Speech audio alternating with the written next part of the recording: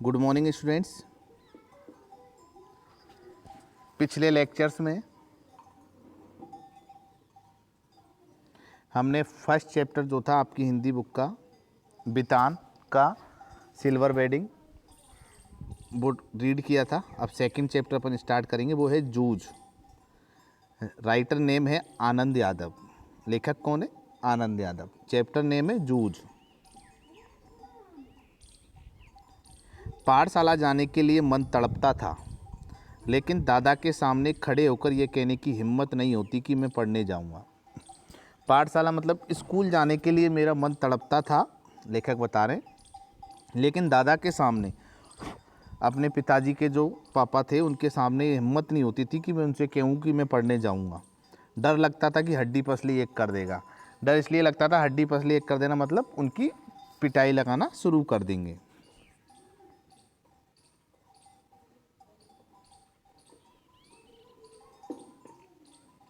इसलिए मैं इस ताक में रहता कि कोई दादा को समझा दे।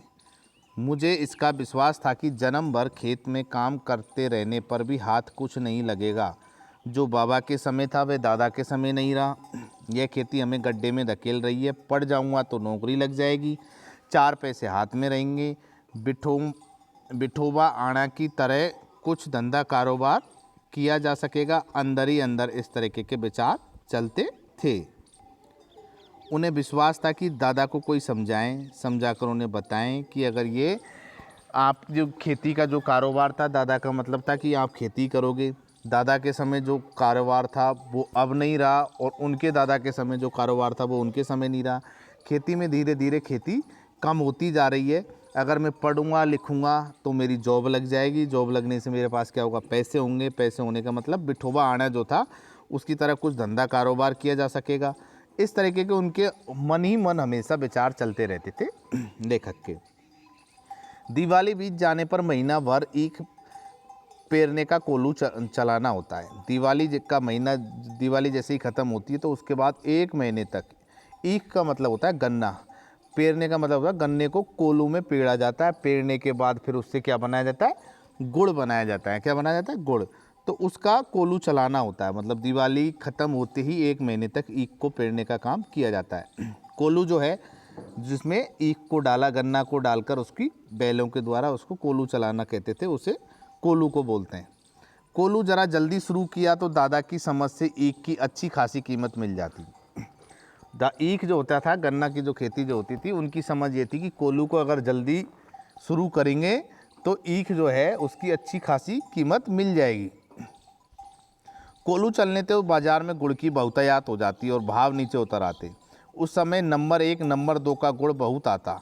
हमारे जैसे खेतों पर ही बनाए गए नंबर 3 के गुड़ को कौन पूछता। बाकी के किसान दूसरे ढंग से विचार करते थे। लेखक बता रहे हैं कि उस समय जो था बाजार में जैसे ही कोलू शुरू होते थे तो गुड़ की बहुतायात मतलब बहुत गुड़ बहुत मात्रा में आता जाता, और गुड़ की उच्च क्वालिटी, अच्छी क्वालिटी वाले गुड़ नंबर 1 नंबर 2 के बाज़ार में बहुत अच्छी की उसी कीमत पर आते। तो हम जो खेतों में जिस गुड़ को बनाते थे वो नंबर 3 पे आता था, और जो किसान थे वो दूसरे ढंग से विचार करते थे और अच्छा गुड़ बनाते थे। उनका मत था कि ईख को कुछ दिन खेत में खड़ी रहने दिया जग गया तो गुड़ जरा ज़्यादा निकलता है। देर तक खड़ी रहने वाली ईख से रस में पानी की मात्रा कम होती है और रस गाढ़ा होता है, जिससे कारण ज़्यादा गुड़ निकलता है। लेकिन दादा की समझ गुड़ ज़्यादा निकालने की अपेक्षा भाव ज़्यादा मिलना चाहिए, इसलिए सारे गांव भर में हमारे कोलू सबसे पहले शुरू होते थे। और जो किसान होते थे जिनका अच्छा गुड़ बनता था, उनका ये मानना था कि ईख मतलब गन्ने को अगर खेत में ज़्यादा दिन खड़ा रखा जाएगा तो उनकी जो पानी की मात्रा है वो कम हो जाएगी और रस की मात्रा जो है वो गाढ़ी हो जाएगी। तो गाढ़ी जो होगी मतलब तो वो गुड़ क्या होगा? ज़्यादा निकलेगा उससे, और ज़्यादा निकलने से उनका भाव अच्छा होगा। लेकिन हमारे दादा की सोच अलग थी कि कोलू को जल्दी शुरू किया जाए, को गन्ने में जो रस की मात्रा है ना वो ज़्यादा शुरू हो, और इसलिए हमारा जो कोलू होता ना वो गांव में सबसे पहले शुरू हो जाता था। इसी कारण वह इस वर्ष भी शुरू हुआ। हम उससे जल्दी निपट गए, आगे के काम में लग गए। हम कोलू से जल्दी निपटे और फिर और आगे के काम में लग गए। सभी जन धूप में लेटे हुए थे। दिवाली के बाद धूप अच्छी लगने लगती है, सर्दी का जो है मौसम आ जाता है। माँ धूप में कंडे थाप रही थी। मैं बाल्टी में पानी भर भर के उसे दे रहा था। माँ जो थी धूप में कंडे का मतलब होता है जो मवेशियाँ जो होते हैं, गाय भैंसें जो होती हैं, उनका जो गोबर होता है, उनके छाने जो बनाते हैं। कंडे थाप रही थी और मैं बाल्टी से उसको पानी भर भर के दे रहा था। कुछ ने कुछ बातचीत भी कर रहे थे, हम दोनों ही थे, इसलिए सोचकर माँ से कहनी चाहिए मैंने अपने की पढ़ने की बात छेड़ दी। मैं और माँ ही थे, इसलिए कोई था नहीं, तो मैंने कहा माँ को तो बताया जाए, और मैंने माँ से अपने पढ़ने की बात छेड़ दी कि मुझे क्या करना है, पढ़ना है। माँ ने कहा अब तू ही बता मैं क्या करूँ, पढ़ने लिखने की बात की तो वह बरहेला स्वर की तरह गुर्राता है। तुझे मालूम है माँ के मन में जंगली स्वर बहुत गहराई में बैठा हुआ था। वो बरहेला स्वर मतलब जंगली स्वरों की तरह गुर्राता है। अगर मैंने आपकी पढ़ाई की बात की तो आपके पिताजी मेरे तरफ आंखें निकाल कर गुर्राते हैं और मेरी तरफ मुझे डांटते आते हैं। अब जो उनकी खेती है कि अब खेती के सभी काम बीत गए हैं, मेरे लिए अब कुछ तो करना नहीं रह गया, इसलिए कहता हूँ तू दत्ता राव जी सरकार से मेरे पढ़ने के बारे में कह। आज ही रात को उनके यहाँ चलेंगे, मैं चलूँगा तेरे साथ, तू उन्हें सब कुछ समझा कर बता दे तो वो दादा को ठीक तरीके से समझा देंगे। तो बोला तू दत्ता राव जी सरकार के पास चलेंगे, उनको समझाएंगे कि अब देखो खेती बाड़ी का काम तो पूरा हो ही गया, कोल्हू पेरने का था वो भी ख़त्म हो गया, तो मेरे लिए अब कोई काम तो बचा नहीं। तो मुझे पढ़ाई करने के लिए आप दत्ता राव जी से कहो, दत्ता राव जी दादा को समझा देंगे और मैं भी आपके साथ चलूँगा। ठीक है चलेंगे। माँ ने हाँ तो की, लेकिन अंदर से माँ के स्वर में उदासी थी। हाँ तो कहा, लेकिन उन्होंने बेउदासी स्वर से कि हाँ ठीक है चलेंगे, उनकी जिद को पूरी करने के लिए। मुझे भी मालूम था कि इतना करने पर कोई लाभ नहीं होगा, लेकिन वह मेरे मन में रखने के लिए जाने को तैयार हो गई। मेरी तड़पन वह समझती थी, मेरी जो पढ़ाई की जो मन में जो जिज्ञासा थी, लालायत था, उसको वो समझती थी। कौन? माँ। 7वीं तक पढ़ने की उसके मन में तैयारी थी, लेकिन दादा के आगे उसका बस नहीं चला। 7वीं तक पढ़ाने की तो उसके मन में भी थी कि बच्चे को कहाँ तक पढ़ा जाए, 7वीं तक, लेकिन दादा के आगे उसका भी बस नहीं चला। किनका? उनकी माँ का। रात को मैं और माँ दत्ता राव देसाई के यहाँ गए। माँ ने दीवार के सहारे बैठकर दत्ता राव जी से सब कुछ कह दिया। वे भी इस बात से सहमत हो गए। माँ ने यह बताया कि दादा सारे दिन बाजार में रखमाबाई के पास गुजार देता है, खेती के काम में हाथ नहीं लगाता। माँ ने देसाई को यह विश्वास दिला दिया कि दादा को सारे गांव भर आज़ादी के साथ घूमने को मिलता रहे, इसलिए उसे मेरा पढ़ना बंद कर मुझे खेती में जोत दिया। यह सुनते ही देसाई दादा चिढ़ गए और बोले आने दे, अब मैं उसे सुनाता हूँ, नहीं अच्छी तरह देख। अब माँ ने उनको दत्ता राव जी के पास जाकर सुना दिया और उनकी बातें सुना दी कि उनके जो दादाजी हैं पूरे दिन भर रखमाबाई है जो बाज़ार में है उनके पास पूरा दिन गुजार देते हैं और उनको फ्री तरीके से घूमने को आज़ादी मिल सके, गांव भर में एक घर से दूसरे घर अपना टाइम पास कर सके, इसलिए मुझे उन्होंने खेती में जोत दिया, खेती का काम मेरे ऊपर डाल दिया। अब दत्ता जो देसाई थे वो चिढ़ गए, उन्होंने कहा आने दो, मैं उससे सुनाता हूँ। अब उठते उठते मैंने भी दत्ता राव जी से कहा अब जनवरी का महीना है, अब परीक्षा नज़दीक आ गई है, मैं यदि अभी कक्षा में जाकर बैठ गया तो पढ़ाई की दोहराई कर ली तो 2 महीने में 5वीं की सारी तैयारी हो जाएगी, मैं परीक्षा में पास हो जाऊंगा। और जैसे ही हम खड़े होने लगे मैंने भी उनको कहा कि जनवरी का महीना चल रहा है, अप्रैल मई में एग्ज़ाम होगी, मार्च अप्रैल में, अभी 2 महीने बचे हैं।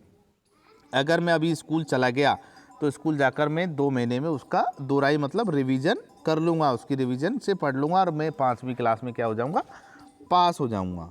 अब खेती में ऐसा कुछ काम नहीं है, मेरे पहले ही 1 वर्ष बेकार चला गया। बोला पहले मेरा ही 1 साल बेकार चला गया, अब खेती में ऐसा काम भी नहीं है, अगर आप दादा कहें तो मैं स्कूल जाकर पढ़ाई करना शुरू कर दूँ।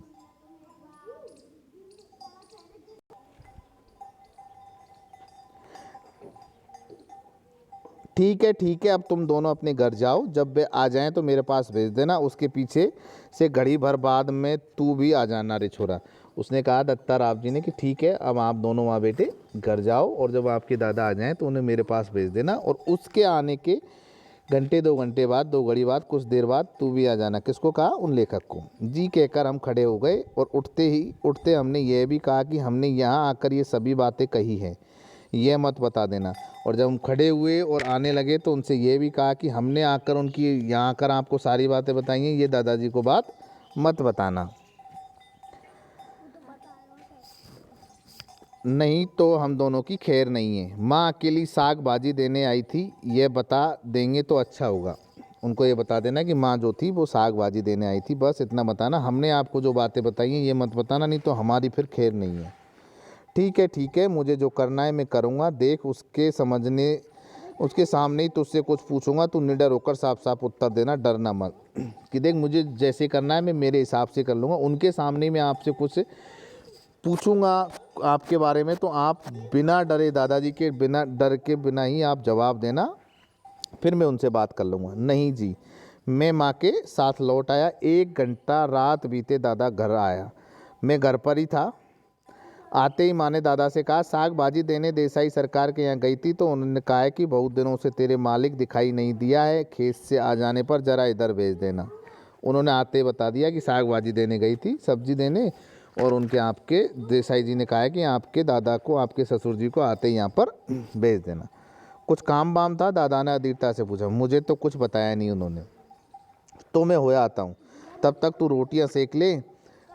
गणपा आए तो उसे खेतों पर भेज देना पहले ही। बोला, गणपा जब आए तो उसे पहले ही कहाँ भेज देना? खेतों पर। मैं वहाँ तक हो जाता हूँ, तब तक आप क्या बना लो? रोटियाँ बना लो। दादा तुरंत उठ खड़ा हुआ। देसाई के बाड़े से बुलावा दादा के लिए सम्मान की बात थी।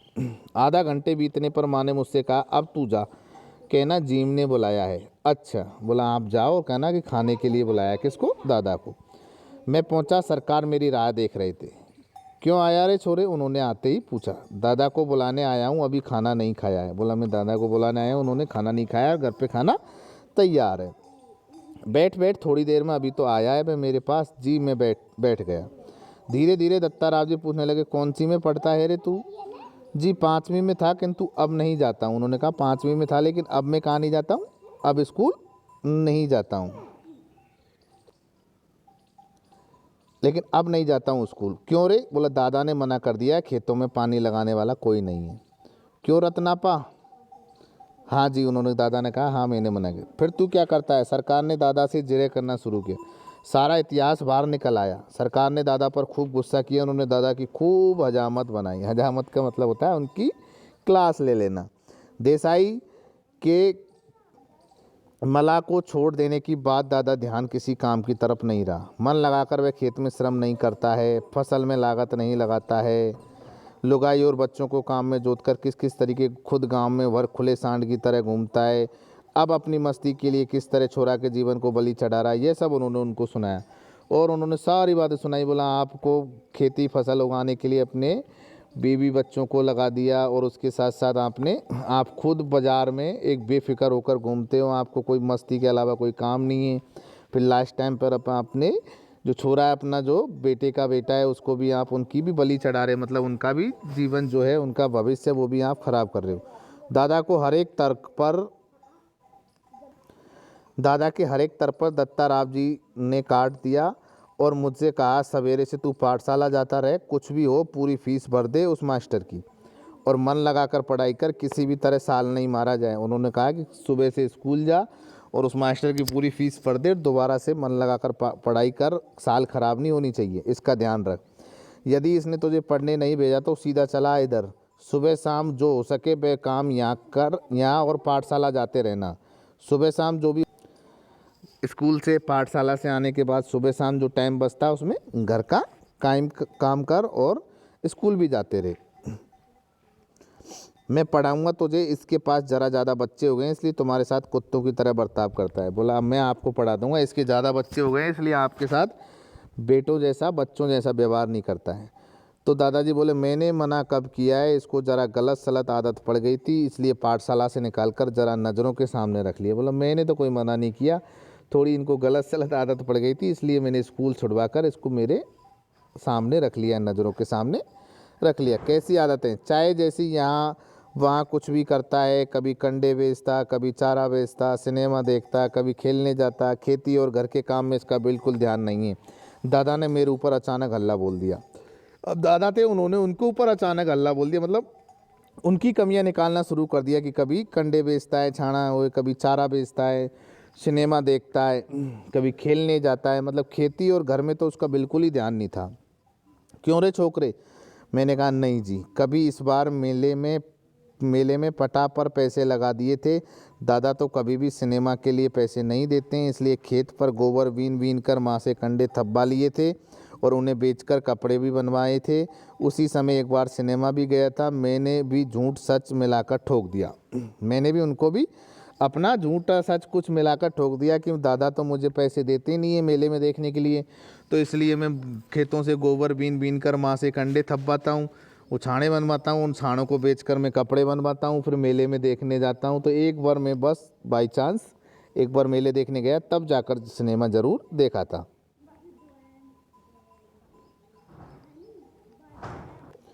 अब ये सब बंद कर और सिर्फ पढ़ाई में मन लगा। ना पास नहीं हुआ है कभी। उन्होंने कहा अब के बाद छोड़ ये सब काम और पढ़ाई में मन लगा। नहीं जी, पाठशाला जाना ही बंद कर दिया तो इसलिए परीक्षा में नहीं बैठा हूँ। अच्छा अच्छा, अब तू घर जा और सवेरे से पाठशाला जाने लग। जी, मैं उठ खड़ा हुआ। बाहर निकलते निकलते मैंने सुना, अरे बच्चों की जात है, एक आध वक्त सिनेमा चला गया तो क्या हुआ, एक आध बार खेलने में लग गया तो क्या हुआ, इस बात को उसका पढ़ना लिखना बंद कर देना है क्या। मैं जैसे ही बाहर निकला तो वो दोनों फुसफुसा रहे थे। कौन? देसाई जी कह रहे थे दादा से कि बच्चे हैं, एक दो बार बच्चों की आदत है, एक दो बार सिनेमा देखने चले गए तो क्या हुआ, खेलने लग गए तो क्या हुआ, इतनी छोटी छोटी बातों पर अपन उसकी पढ़ाई बंद थोड़ी करवा देंगे। ये कह रहे थे देसाई जी। किससे? दादा से। जी, आप कहते हैं तो भेज देता हूँ, कल से देखते हैं एक आध वर्ष में कुछ सुधार हो जाए। दादा ने मन मार कर कहा। बोला आप कह रहे हैं तो कल से मैं भेज दूंगा इसको स्कूल, अब देखते हैं एक दो साल में कुछ सुधार होगा तो ठीक है। इस समय उसका कोई बस नहीं चला था। खाना खाते खाते दादा ने मुझसे वचन ले लिया, पाठशाला 11 बजे होती है, दिन निकलते ही खेत पर हाजिर होना चाहिए, 11 बजे तक पानी लगाना चाहिए, खेत पर से सीधे पाठशाला पहुंचना, सवेरे आते समय ही पढ़ने का बस्ता घर से ले आना, छुट्टी होते ही घर से बस्ता रखकर सीधे खेत पर आकर घंटा भर ढोर चराना, और कभी खेतों से ज़्यादा काम हुआ तो पाठशाला में गैर हाजिरी लगाना। समझे? मंजूर है क्या?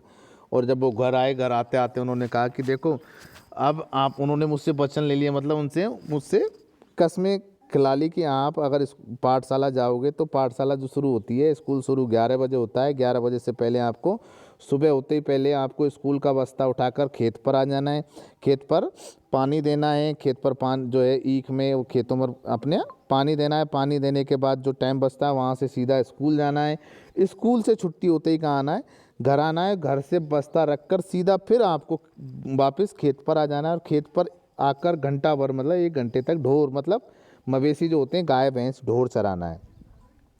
कभी कभी खेतों में ज़्यादा काम हुआ तो पाठशाला मत जाना, कभी खेती ज़्यादा है तो आपको पाठशाला में एब्सेंस गैर हाजिरी भी लगाना। समझे? मंजूर है क्या? मैंने कहा हाँ। खेत में काम होगा तो गैर हाजिरी रहना ही चाहिए। मैं ऐसे बोल रहा था मानो मुझे सारी बातें मंजूर हैं, मन आनंद से उमड़ रहा था। हाँ, इतना मंजूर हो तो पाठशाला जाना, नहीं तो पढ़ना लिखना किस काम का। बोला ये सारी बातें अगर आपको मंजूर हैं तो ही आप पाठशाला जाना, वरना तो आपको पढ़ना लिखना कोई काम का नहीं है। मैं सवेरे शाम को खेतों पर आता रहूँगा ने, और मैंने कह दिया कि हाँ मैं सुबह शाम खेतों पर आता रहूँगा। हाँ, यदि नहीं आया किसी दिन तो देख, गांव में जहाँ मिलेगा वहीं कुचलता हूँ। नहीं तुझे तेरे ऊपर पड़ने का भूत सवार हुआ है, मुझे मालूम है। बालिस्टर नहीं होने वाला तू। बालिस्टर को जो होते हैं वो उसे बोलते हैं, पहले कलेक्टर्स जो होती थी उनको मतलब एक पोस्ट होती थी, बालिस्टर्स जो एक पद होता था। बोला पढ़ने से तू बालिस्टर नहीं होने वाला है, तेरे ऊपर पढ़ाई का जो भूत सवार है वो मुझे पता है। अगर किस दिन भी खेत पर नहीं आया तो उसी समय बाजार में जहाँ कहीं भी मिलेगा वहीं पर मैं पिटाई शुरू कर दूंगा। दादा बार बार कुर कुर कर रहा था। मैं चुपचाप गर्दन नीचे करके खाने लगा था। रोते धोते पाठशाला फिर से शुरू हो गई। गर्मी सर्दी हवा पानी वर्षा भूख प्यास आदि का कुछ भी ख्याल न करते हुए खेत की काम की चक्की में 11 से 5 बजे तक पिसे रहने से छुटकारा मिल गया। मतलब खेत की जो काम की जो चक्की थी, दिन भर खेतों में जो काम करने का जो जो जो शेड्यूल था, जो वो उसमें चेंज आ गया, जो दिनचर्या थी उसमें, क्योंकि 11 से 5 अब वो कहाँ जाने लग गए? पाठशाला। उस चक्की की अपेक्षा मास्टर की छड़ी की मार अच्छी लगती थी। मैं उसे मज़े से सहन कर लेता। दिन भर काम करने की बजाय मुझे मास्टर की जो छड़ी थी, जो जो गुरुजी थे, जो टीचर थे, उनकी जो पिटाई थी वो अच्छी लगती थी मुझे। वो उसको मैं हंसी खुशी से सहन कर लेता था। दोपहरी भर की कड़क धूप का समय पाठशाला की छाया में व्यतीत हो रहा था। गर्मी के 2 महीने आनंद में बीत गए। मतलब दिन भर जो खेतों में दोपहरी में काम करना पड़ता था धूप में, वो अब पाठशाला में छाया में बैठकर पढ़ाई करनी पड़ती थी। 2 महीने गर्मी के आनंद से बीत गए, मतलब बिना किसी झंझट के, बिना किसी परेशानी के। मतलब खेतों की जो खेती बाड़ी थी उसको छोड़कर वो पाठशाला में बीत गई। फिर से 5वीं में जाकर बैठने लगा। दोबारा से जाकर मैं 5वीं क्लास में जाकर बैठने लगा। फिर से नाम लिखवाने की ज़रूरत नहीं पड़ी। 5वीं नापास की टिप्पणी नाम के आगे लिखी हुई थी। 5वीं नापास की, मुझे 5वीं में तो मैं रुक गया था, तो फिर से दोबारा से जाकर मैं बैठ गया। दोबारा नाम लिखवाने की, दोबारा एडमिशन लेने की ज़रूरत नहीं थी, क्योंकि पहले से उसमें एडमिशन था। बस उसमें ये लिखा हुआ था कि 5वीं नापास, मतलब 5वीं को पास नहीं कर पाया। वह 5वीं के ही हाजिरी रजिस्टर में लिखा रह गया था। पहले दिन कक्षा में गया तो गली के 2 लड़कों को छोड़कर कोई भी पहचान का नहीं था।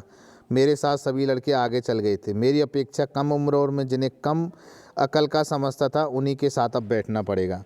पहले दिन क्लास में गया तो कॉलोनी के 2 बच्चों को मैं जानता था। बाकी सब में जो मेरे पहले के जो क्लासमेट्स थे, जो पहले के जो कक्षा के जो बच्चे थे, वो सब आगे आगे की क्लास में चले गए थे। मैं जिनको कमज़ोर समझता था, कम अकल का, वो अब उस क्लास में थे। अब उन्हीं के साथ पढ़ना पड़ेगा मुझे, ये कह रहे हैं लेखक। यह बात कक्षा में पहुंचने पर समझ में आई। मन खट्टा हो गया। बाहरी अपरिचित जैसा एक बेंच के एक सिरे पर कोने में जा बैठा। मतलब एक तरीके से एक अनभिज्ञ की तरह पहली बार गया, किसी को जानता नहीं, तो एक बेंच पर जा बैठा, एक कोने में क्लास में। मास्टर कौन है इसका पता नहीं था। पुरानी किताबें, पुरानी कॉपियों का उस कक्षा से कोई संबंध नहीं था। फिर भी लट्ठे के बने थैले में उन्हें ले आया था। बस अड्डे पर कोई लड़का अपनी पोटली संभालने किसी इंतज़ार में जैसे बैठा होता है, उसी तरह मैं अपनी पढ़ाई की पुरानी धरोहर संभाले बैठा था। 5वीं क्लास की जो पुरानी किताबें थी, कॉपी थी, उन्हीं को लेकर मैं बैग में लेकर कहाँ चला गया? विद्यालय। मुझे पता नहीं था कि कौन क्लास में कक्षा अध्यापक है।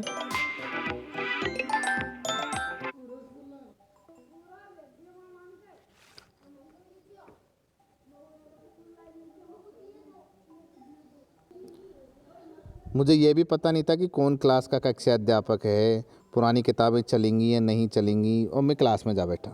क्या नाम है? मेहमान। नया दिखाई देता है, यह गलती से इस कक्षा में आ बैठे हो। कक्षा के सबसे ज़्यादा शरारती चाण ने लड़के के सामने आकर खिल्ली उड़ाने के स्वर में पूछा। एक जो कक्षा का जो सबसे शरारती बच्चा था, नोटी बॉय था, उन्होंने आकर पूछा, क्या नाम है मेहमान? नए दिखाई देते हो या गलती से इस कक्षा में आ बैठे हो? मेरा ध्यान आया कि मेरी पोशाक भी अजनबी जैसी है। बाल गुड़ी की लाल माटी के रंग से मटमैली हुई धोती गमछा पहनकर मैं अकेला ही था। जो मटमैली धोती और जो गमछा था, उसको पहनकर मैं अकेला ही था। मेरी पोशाक भी उनसे सबसे अलग थी।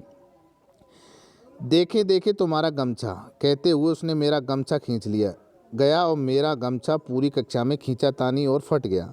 मेरा जो गमछा था पहनने का, वो शरीर के ऊपर उन्होंने देखते देखते उन्होंने मेरा खींच लिया, उस शरारती बॉय ने, और इसी खींचातानी में मेरा गमछा भी फट गया। मन में मैं सोचकर रुआंसा हो गया, लेकिन वैसा कुछ हुआ नहीं। उस लड़के ने अपने सिर पर लपेट लिया और मास्टर की नकल करते हुए उसे उतारकर टेबल पर रख कर अपने सिर पर हाथ फेरते हुए हुस्स की आवाज़ निकाली। इतने में मास्टर आ गए। वह गुंडा झट से अपनी जगह पर जा बैठा। मेरा गमछा टेबल पर ही रहा। पहले दिन इस घटना से मेरे दिल की धड़कन बढ़ा दी और छाती धक धक होने लगी। तो मेरा जो गमछा था वो खींचातानी में फट गया, और वो उस गमछे को शरारती बॉय ने अपने सिर पर बांधकर अपने क्लास टीचर की जो मास्टर थे उनकी नकल करते हुए कुर्सी पर बैठ गया, और पहले उनका सिर से गमछा उतारा और उसकी आवाज़ निकाली। तो इतने में जो मास्टर जी थे वो आ गए, और वो खड़ा होकर, जो शरारती लड़का था वो अपनी कुर्सी पर आकर बैठ गया। इसको लेकर मेरे क्या हुआ, दिल में धक धक होने लगी। धक धक का मतलब मेरा जो दिल की जो छाती जो थी, वो धड़कन थी, वो बहुत तेज़ से बढ़ रही थी। रणनवरे मास्टर कक्षा में आए। रणनवरे नाम के जो मास्टर थे कक्षा में आए। टेबल पर मटमैला गमछा देखकर उन्होंने पूछा, किसका है रे? मेरा है मास्टर। मैंने कहा, तू कौन है? मैं जकाते, पिछले साल फेल होकर इसी कक्षा में बैठा हूँ। बोला, मेरा नाम जकाते है, पिछले साल फेल हो गया था, इसलिए मैं इसी कक्षा में दोबारा से बैठा हूँ। गमछा ले जा पहले। उसने छड़ी से मेरा गमछा उठाकर नीचे डाल दिया। मैं उसे उठाने गया तो यहाँ क्यों रखा है मूर्खों की तरह? तो मैं उसे उठाने लगाया तो उन्होंने कहा कि यहाँ क्यों रखा है इसको मूर्खों की तरह? आपका गमछा अपने पास रखना चाहिए। मैंने नहीं रखा मास्टर, उस लड़के ने मेरे सिर से छीन लिया और यहाँ रख दिया। मैंने कह दिया कि मैंने इसको नहीं रखा है गुरुजी, ये जो लड़के हैं उन्होंने मुझसे छीन कर यहाँ रख दिया। यह चाण का बच्चा बिना बात के उठक पटक करता है, कहते हुए मास्टर उस लड़के की ओर चले गए, और उस चाण के जो बच्चे थे, उसका जो चाण नाम का था, उसके पास चले गए। बिना बात की उठक पटक करता है, बिना बात की शरारत करता रहता है, और उनकी ओर चले। मास्टर ने मेरे बारे में पूछताछ की। बामन पंडित की कविता पढ़ाने लगे, और जो बामन पंडित थे उनकी कविता पढ़ाने लगे। पहले मेरे बारे में थोड़ा पूछा और थोड़ी पूछताछ करने लगे, पढ़ाते हुए कविता उन्होंने स्टार्ट कर दी।